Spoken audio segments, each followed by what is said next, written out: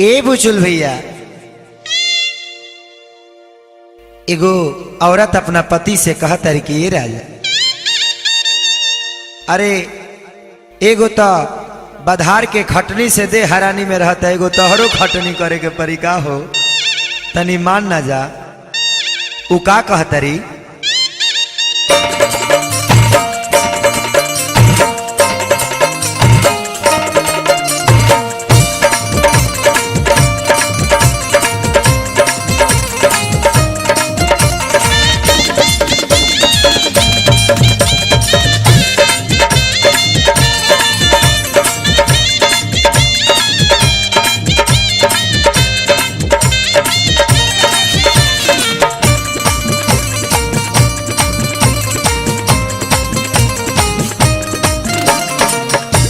कहला बिछावना खरी हानि में ना डालो, परसनी में ना डालो, परसनी में सैया राजा हो कैसे होई गेहूं के कटनिया खटनिया जब से जे पकड़ब राजा हो कैसे होई गेहूं के कटनिया खटनिया जब से जे पकड़ब।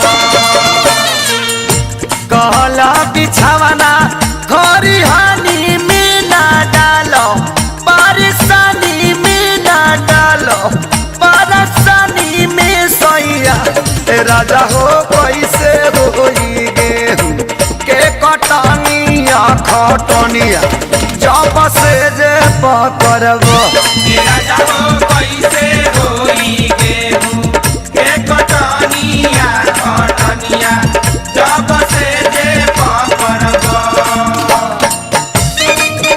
अरे दिया हो दिया गाना गाना, अरे काहे महेश भैया राजा हो जब जल्दी दिया राजा हो तो हमर मोले अनुसार या राम ज्ञानी हमर मोले अनुसार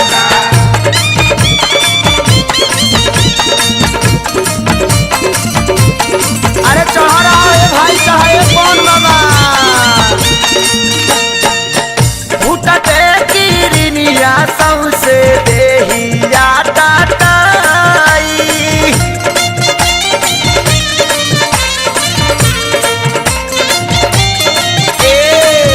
कम जाहू आई कैसे बोझावा बांधाई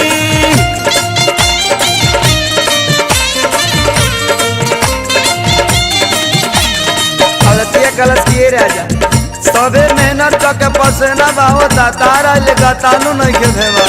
अरे कैसन बड़ा फूटते किरनिया सौसे देहिया टाटाई कम जाबू आई कैसे बोझावा बांधाई डबल हो जा ताहरनिया सुधारी लरहोनिया सुधारी लरहोनिया नु हो बलमदी कैसे होई गेहूं के कटनिया खटनिया जब से जे पकड़ब मलमदी कैसे होई गेहूं के कटनिया खटनिया जब से जे पकड़ब।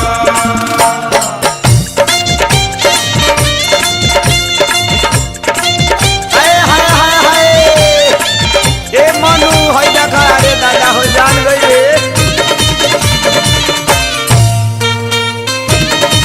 उठा नहीं तेरा मुड़ी को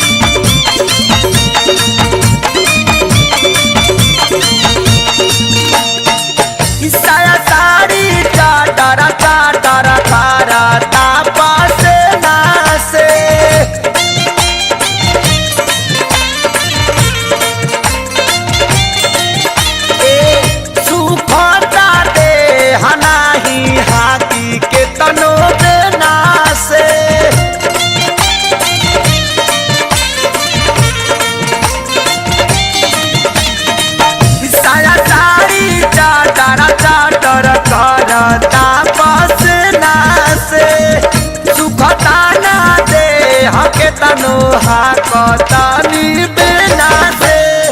ए रंजे भैया औरत गलस की केतनो हाकतानी सुखते नहीं के।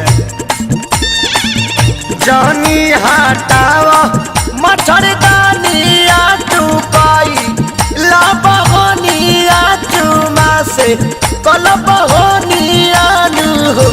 ए सैया हो कैसे रोई गेहूं के कटनिया खटनिया जो बसे जे पकड़ब। सैया हो कैसे होई गेहूं के कटनिया खटनिया जब से जे पकड़ब। हाय हाय हाय हाय क्या बात है। अरे हिलावा हिलावा। अरे तोरा से प्यार बहुत है दादा हो। अरे रोशनी कदा रोशनी।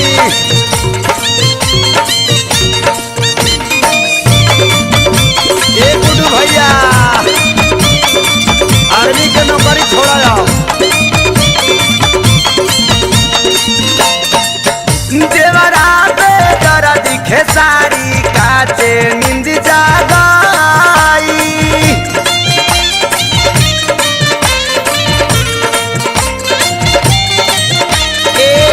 हसुआ के बेटा हमारा हाथ में धराई।